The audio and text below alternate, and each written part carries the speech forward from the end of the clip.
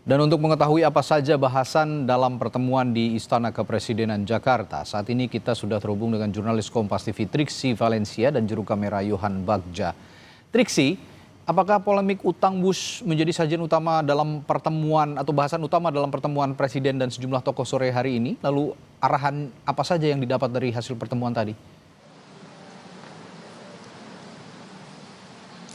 Iya Radi, kalau merangkum dari beberapa tokoh yang tadi sudah menyampaikan keterangan ya, misalnya dari Dirut KAI, kemudian juga ada Menteri SDM Bahlil Lahadalia, dan yang terakhir ini ada Menko Infrastruktur Agus Harimurti Yudhoyono. Sebenarnya secara garis besar untuk pembiayaan ataupun juga pembayaran utang kereta cepat Jakarta-Bandung ini tidak menjadi pembahasan utama atau yang dibahas banyak begitu ya, cukup banyak bersama dengan Presiden Prabowo Subianto dalam pertemuannya pada hari ini di Istana. Akan tetapi memang terkait dengan pembahasan tersebut itu ada disinggung dalam pertemuan baik oleh Dirut KAI termasuk juga dengan Menko Infrastruktur Agus Harimurti Yudhoyono. Kalau dengan dengan Dirut PT KAI disebutkan bahwa nanti ada ratas terkait dengan pembahasan utang kereta cepat ini akan dilakukan, tapi belum diketahui kapan kemudian ini akan diagendakan. Sementara oleh Menko Infrastruktur Agus Harimurti Yudhoyono menyebutkan bagaimana sikap dari pemerintah dalam menghadapi pembiayaan utang kereta cepat ini. Dikatakan tadi kalau dari pemerintah bagaimana Presiden ini mengarahkan untuk mencari penghitungan-penghitungan secara detail terkait dengan hutang-hutangnya, lalu kemudian mencari juga skema-skema ataupun juga konsep yang akan dilakukan untuk kemudian bisa menyelesaikan terkait dengan utang kereta cepat ini.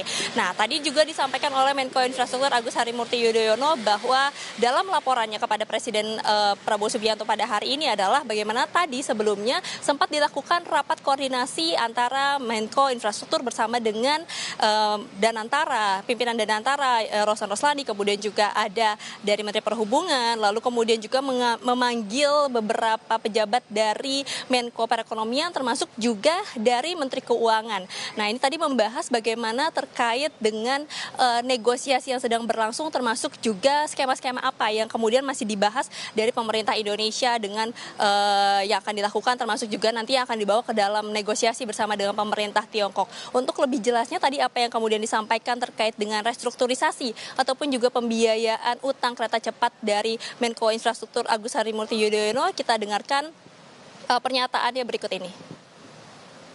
Bagian dari tanggung jawab untuk melakukan restrukturisasi keuangan kereta cepat Jakarta-Bandung.